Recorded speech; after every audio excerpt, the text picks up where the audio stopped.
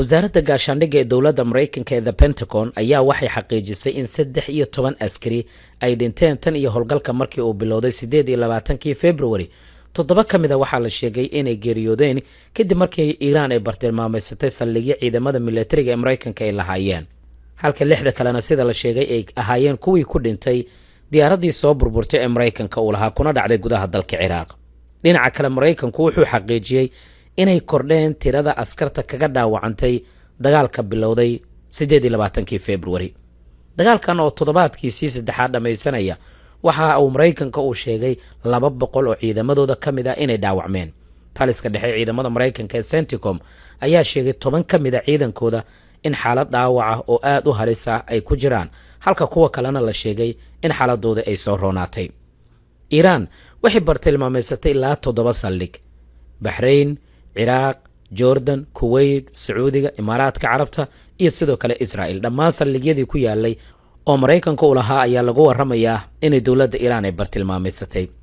qasaaraha militariga Israel soo gaaray dhankooda faahfaahin ayaa laga bixiyay, waxaana Israel ay qiratay ama ay sheegtay 12 ruux inay geeriyoodeen oo 9 ka mid ah ay sheegeen inay gantaalada dowladda Iiraan ay ku dhinteen xilli ay ku sugnaayeen xaafadda Beit Shamis agagaarka magaalada Qudus.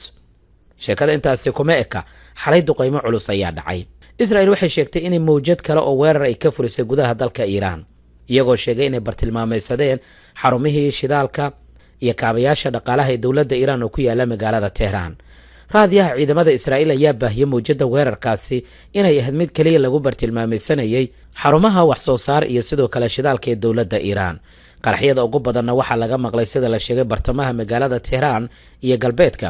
waa berigii maanta ayaa sidaas oo kale gantaale Israel ay sheegtay inay ku weerartay xaafado dhowr oo ku yaala magaalada Tehran oo caasimada dalkaasi ah. waxay sheegeen inay bartilmaameysadeen xarumo ay lahaayeen ciidamada amniga iyo kaabayaasha dhaqaalaha, laakiin taa beddelkeeda Iiraan ayaa gantaale waxay ku garaacday magaalada Qudus, Ramallah, iyadoo seeriga digniinta la sheegay in halkaasi laga maqlay.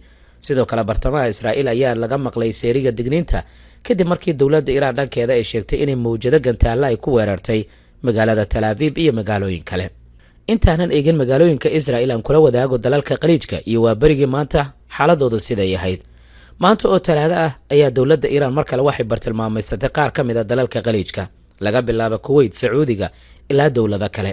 Kuwait waxay shaaci ka qaaday inay dhowr gantaal ay ka hortageen.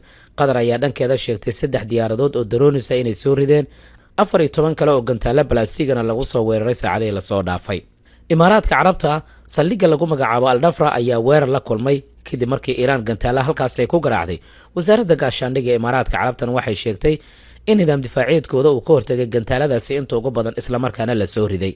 mid ka mid ah xarumaha shidaalka ayaa sidoo kale lagu waramaya diyaarad daroonisa in lagu weeraray, sida lagu sheegay qoraal ka soo baxay xafiiska warbaahinta ee magaalada Abu Dhabi. sheekada intaasi kuma eka Sacuudiga dhankiisa wuxuu sheegay 24 saac la soo dhaafay in 60 diyaaradood oo daroonisa lagu soo weeraray. wasaaradda gaashaandhigga ee dowladda Sacuudiga ayaa shaaca ka qaaday 60 kaasi diyaaradood ee darooniska ah inay soo rideen, halka kuwa kalena la sheegay inay baxsadeen. dowladaha Khaliijka ee weerarka la kulmay kaliya kuma koobna Sacuudiga, sidoo kale Bahrain iyo dalal kale ayaa maanta lagu waramayaa waa berigii inay weerar xooggan ay la kulmeen. dowladda Iiraan hanjabaad ayay soo saartay. taliska ciidamada ilaalada kacaanka ee dowladda Iiraan ayaa sheegay inay bartilmaameysan doonaan warshadaha tiknoolajiyadda ee Mareykanka ee gobolka ku yaal iyo sidoo kale xarumaha muhiimka haddii ayagaba laga bartilmaameysanayo xarumihii kaydka shidaalka iyo goobo kale oo muhiim u ah dhanka dhaqaalaha. hanjabaadda dowladda Iiraan marka mowjad kale ayay dagaalka u abuuri doontaa marka la eego goobaha ay sheegeen inay bartilmaameysanayaan, iyadoo dowladaha Khaliijka sanadii ugu dambeeyay malaayiin dollar ay ku bixiyeen in shirkadihii Mareykanka ay u soo raraan dalalkooda. dhinaca kalena waxaa saacadii la soo dhaafay si weyn loo falanqeynaya awoodda dowladda Iiraan ay u yeelatay inay gaarto xarunta baarlamaanka iyo xarumo kale oo muhiim ah marka la joogo gudaha Israel. dhinaca kalena warbaahinta Israel ayaa waxay qirtay in qaybo ka mid ah gantaalada dowladda Iiraan laga soo tuuray ee ku dhaceen agagaarka dhismaha baarlamaanka ee Israel ee Knessetka loo yaqaano, iyo sidoo kale meel u dhow xafiiska ra'iisul wasaaraha Israel Benjamin Netanyahu oo magaalada Qudus ah. in xafiiska ra'iisul wasaaraha agagaarkiisa gantaalada dowladda Iiraan ay ku dhacaan waxay ku soo beegmaysaa xilli shaki weyn la gelinayo xaaladda caafimaad ama xaaladda nololeed ee ra'iisul wasaaraha. muuqaalo kala duwan ayaana la soo bandhigay oo Netanyahu ku saabsan, inkastoo weli shaki ay ku gadaaman yihiin muuqaaladaas sida ay falanqeeyaasha ay qabaan. muuqaal warbaahinta Israel ee baahisa ayaa muujinaya in xubnaha baarlamaanka Israa'iil ay u carareen meelaha gabaadka kadib markii la maqlay digniin iyo qayle isqabsatay. hay-adaha warbaahinta Israa'iil ayaana daabacay sawir muujinaya qayb weyn oo gantaalka dowladda Iiraan oo ku dhacay meel u dhow agagarka xarunta baarlamaanka. wargeyska iyo dacwada Xarnoth ayaa dhankiisa sheegay in gantaalo kale ay ku dhaceen meel u dhow xafiiska Netanyahu, halkii kanaalka 12aadna uu sheegay in ay gantaalada fardhismay ay gaareen magaalada Qudus iyo qaybo kale oo ka mid ah bartamaha Israa'iil. madaxweynaha Israa'iil ayaa lagu warramayaa inuu booqday guri ku yaala bartamaha Tel Aviv, halkaasoo burbur xooggan uu soo gaaray. sidoo kale waxaa xalay la arkayay iyadoo laga kala cararayo garoonka diyaaradaha ee Ben Gurion.